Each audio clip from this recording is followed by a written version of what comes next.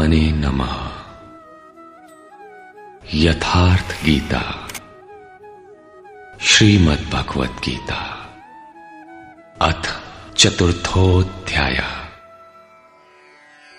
अध्याय 3 में योगेश्वर श्री कृष्ण ने आश्वस्त किया था कि दोष दृष्टि से रहित होकर जो भी मानव श्रद्धा युक्त हो मेरे मत के अनुसार चलेगा, वो कर्मों के बंधन से भली प्रकार छूट जाएगा।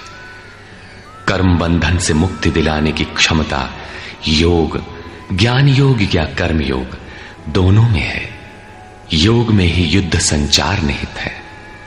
प्रस्तुत अध्याय में वे बताते हैं कि इस योग का प्रणेता कौन है, इसका क्रमिक विकास कैसे होता है। निराशीर्यत चित्तात्मा त्यक्त सर्व परिग्रहः शारीरं केवलं कर्म कुर्वन्नाप्नोति किल्बिषम्।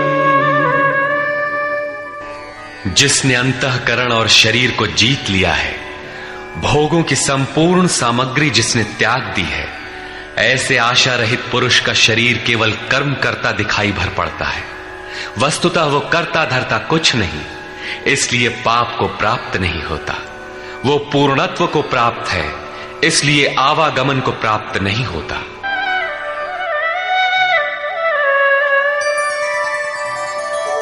यदृच्छा लाभ संतुष्टो द्वन्द्वातीतो विमत्सरः समः सिद्धावसिद्धौ च कृत्वापि न निबध्यते।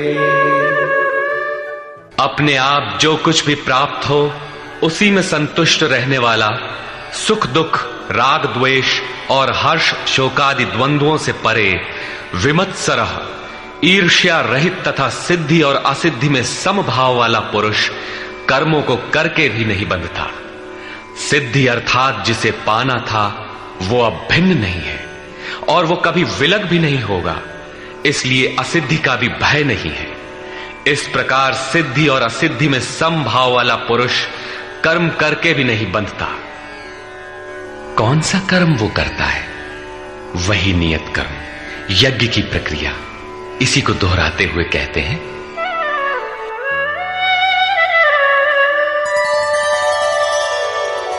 गत संगस्य मुक्तस्य ज्ञानावस्थित चेतसः यज्ञायाचरतः कर्म समग्रं प्रविलीयते। अर्जुन, यज्ञायाचरतः कर्म, यज्ञ का आचरण ही कर्म है और साक्षात्कार का नाम ही ज्ञान है। इस यज्ञ का आचरण करके साक्षात्कार के साथ ज्ञान में स्थित संग दोष और आसक्ति से रहित मुक्त पुरुष के संपूर्ण कर्म भली प्रकार विलीन हो जाते हैं। वे कर्म कोई परिणाम उत्पन्न नहीं कर पाते, क्योंकि कर्मों का फल परमात्मा उनसे भिन्न नहीं रह गया। अब फल में कौन सा फल लगेगा? इसलिए उन मुक्त पुरुषों को अपने लिए कर्म करने की आवश्यकता समाप्त हो जाती है। फिर भी लोक संग्रह के लिए वे कर्म करते ही हैं और करते हुए भी वे इन कर्मों से लिप्त नहीं होते। जब करते हैं तो लिप्त क्यों नहीं होते? इस पर कहते हैं, ब्रह्मार्पणं ब्रह्महविः ब्रह्माग्नौ ब्रह्मणाहुतं ब्रह्मैव तेन गन्तव्यं ब्रह्म कर्म समाधिना। ऐसे मुक्त पुरुष का समर्पण ब्रह्म है, हवि ब्रह्म है, अग्नि भी ब्रह्म ही है। अर्थात ब्रह्म रूप अग्नि में ब्रह्म रूपी कर्ता द्वारा जो हवन किया जाता है वो भी ब्रह्म है। ब्रह्म कर्म समाधिना, जिसके कर्म ब्रह्म का स्पर्श करके समाधिस्थ हो चुके हैं, उसमें विलय हो चुके हैं, ऐसे महापुरुष के लिए जो प्राप्त होने योग्य है वो भी ब्रह्म ही है। वो कर्ता धर्ता कुछ नहीं, केवल लोक संग्रह के लिए कर्म में बरतता है। ये तो प्राप्ति वाले महापुरुष के लक्षण हैं, किंतु कर्म में प्रवेश लेने वाले प्रारंभिक साधक कौन सा यज्ञ करते हैं? अब यहां उसी यज्ञ को स्पष्ट करते हैं।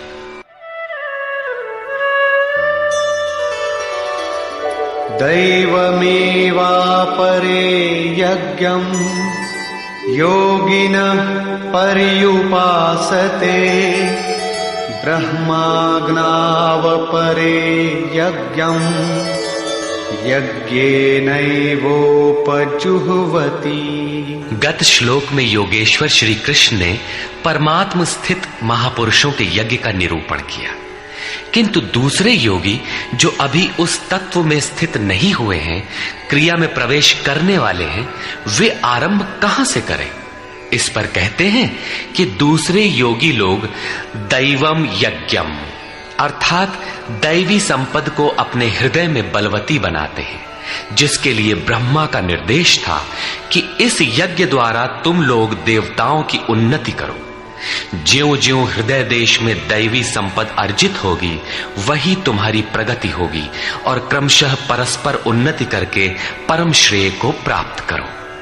दैवी संपद को हृदय देश में बलवती बनाना प्रवेशिका श्रेणी के योगियों का यज्ञ है। वो दैवी संपद अध्याय 16 के आरंभिक 3 श्लोकों में वर्णित है। जो हैं तो सब में केवल महत्वपूर्ण कर्तव्य समझकर उनकी जागृति करें, उनमें लगे। इन्हीं को इंगित करते हुए योगेश्वर ने कहा कि अर्जुन, तू शोक मत कर, क्योंकि तू दैवी संपद को प्राप्त हुआ है। तू मुझ में निवास करेगा, मेरे ही शाश्वत स्वरूप को प्राप्त करेगा, क्योंकि ये दैवी संपद परम कल्याण के लिए ही है। और इसके विपरीत आसुरी संपद नीच और अधम योनियों का कारण है। इसी आसुरी संपद का हवन होने लगता है, इसलिए ये यज्ञ है और यहीं से यज्ञ का आरंभ है। दूसरे योगी ब्रह्माग्नौ पर ब्रह्म परमात्म रूप अग्नि में यज्ञ के द्वारा ही यज्ञ का अनुष्ठान करते हैं। श्री कृष्ण ने आगे बताया कि इस शरीर में अधियज्ञ मैं हूं। यज्ञों का अधिष्ठाता अर्थात यज्ञ जिसमें विलय होते हैं, वो पुरुष मैं हूं। श्री कृष्ण एक योगी थे, सद्गुरु थे। इस प्रकार दूसरे योगी जन ब्रह्म रूपी अग्नि में यज्ञ अर्थात यज्ञ स्वरूप सद्गुरु को उद्देश्य बनाकर यज्ञ का अनुष्ठान करते हैं। सारांशतः सद्गुरु के स्वरूप का ध्यान करते हैं।